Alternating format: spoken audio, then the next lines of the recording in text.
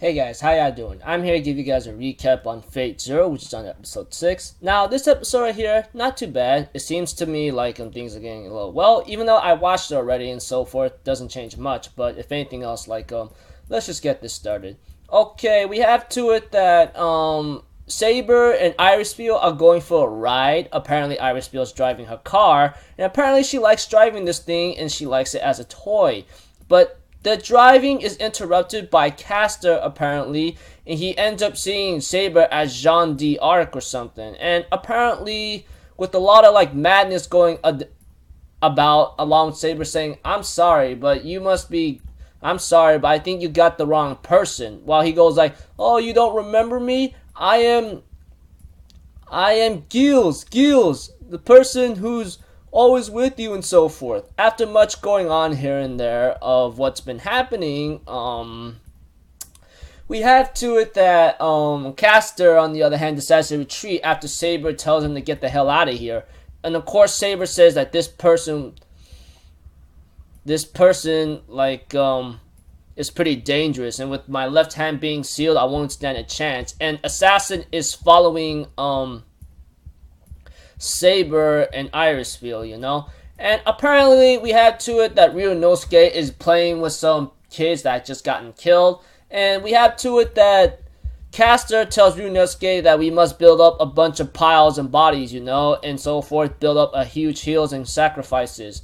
And we have to it that Ryunosuke says quantity over quality, right? He says, yes, let's sacrifice the first 11 in their cells, etc. And it seems like to me things are getting a little hectic here and there with Castor and Ryunosuke's killings of kids and so forth, We also have to it that that Kenneth is talking to Lancer why he did not finish Saber off, as he knows that Saber is really strong and dangerous. But we have to it that Solo Wee or Solau, whatever you want to call her name, Kenneth's wife, which is shown later or said in the episode, is saying a couple things here and there. And of course, Lancer does not like the fact that she's attacking Lord Kenneth like that in a certain way and tells her to stop right away. Of course, we have to it that there's an attack below the building, and Kenneth has no need to worry as he knows Kiritsugu's master, or should I say Saber's master, is after him. Although he does not know it's Kiritsugu, though. Sorry to say that. My wording is really bad, and me saying things. Anyways, we have to it that he orders Lancer to go after, Saber and bring her head this time and just don't run her off. But we have to it that Kenneth boasts about his traps of mana generators, traps of dogs, and alternate dimensions. We have to it that the guy who's calling Lord Archibald Kenneth to come out, but apparently Kiritsugu says, hey, I'm Kenneth and my wife Solo is out. Don't worry about it, that kind of thing. And apparently he blows up the hotel after everyone is out and might have killed Kenneth right there. And suddenly we have to it that Maya does get attacked by Kirei, of course. And it seems like to me he followed Kirei and clashes against Maya for a bit, but she manages to escape in the end. Though he also realizes the person who threw this smoke screen did not is here. Although he knows that Maya didn't throw the smoke screen and she manages to escape. We also have to it that what's been happening with Castor and the Master, and because they were doing serial killings and using magic to do so, they're not afraid to doing that. They realize they decide to take things into authority as the church or the guy in charge of the church goes okay, I'll alert the other masters saying that we have to kill Castor because of his how you say it dishonorable methods of not participating in the war and using magic without any problem.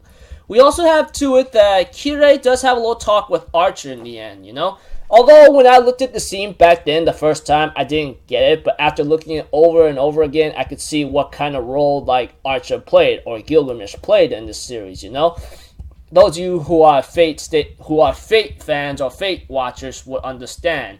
Eventually, he talks to Kirei about pleasure and seeing how Tokiomi is so boring to want to reach the root as he does not care for it, And Gilgamesh says he's more interested to see people have power and desire. Those are the things I like, you know?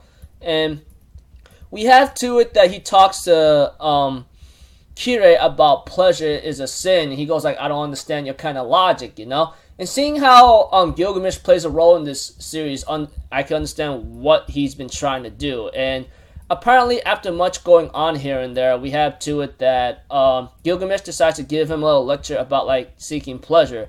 Just go look up what's been going on, you know, go after what you're seeking, you know. You say you don't seek pleasure, but you should wish for it. Why don't you go find it then? And therefore, after much obliging of what Gilgamesh said to Kirei decides to go for it, and he says, if I can learn about him, can I learn what I seek exactly? And it seems like Kirei might have a role to play in Fate Zero. Of course, we all know that. Us Fate fans and Fate watchers understand that. So overall in this episode, there's just only a couple parts I could just put it. Just Castor being all over Saber, but Saber rejects him. And Castor getting ready to do more sacrifices. Kiritsugu blows up the hotel Kenneth is in. And Kirei ends up attacking Maya. And then like mobilizing all masters to go after Castor because he's very strong. And he's doing things in a dishonorable method, such as killing innocents and not caring about revealing his magic tricks. And in the end, Archer talks to Kirei what to do and what you should seek out in the end, you know, that kind of thing. So, overall, pretty cool episode. So, if anything else, I'll see you guys in my next video. So, I'm Alpha Zero. Have a good day, and I'll see you guys next time. Peace out. Bye-bye.